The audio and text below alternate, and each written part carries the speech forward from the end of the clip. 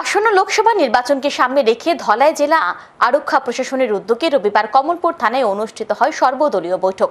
সর্বদলীয় বৈঠকে উপস্থিত ছিলেন ধলাই জেলার অতিরিক্ত পুলিশ সুপার অবিনাশ রায়, কমলপুর মহকুমার পুলিশ আধিকারিক আয়ুষ শ্রীবাস্তব সহ কমলপুর সালেমা ও কচুছড়া থানার ওসি।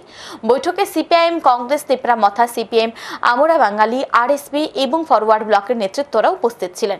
ধলাই জেলা আরক্ষা প্রশাসনের এক আধিকারিক জানান, নির্বাচন কমিশনের নির্দেশিকাগুলি নিয়ে এদিন বিস্তারিত আলোচনা হয়েছে। নির্বাচনকে শান্তিপূর্ণভাবে সম্পূর্ণ করার জন্য কি কি করা যায় সেই বিষয়ে বিভিন্ন রাজনৈতিক দলের প্রতিনিধিদের সাথে আলোচনা করা হয়েছে। সকলের সহযোগিতা কামনা করা হয়েছে। সাব ডিভিশনের 3 থানার অন্তর্গত সব রাজনৈতিক দলের প্রতিনিধিরা অংশগ্রহণ করেছেন।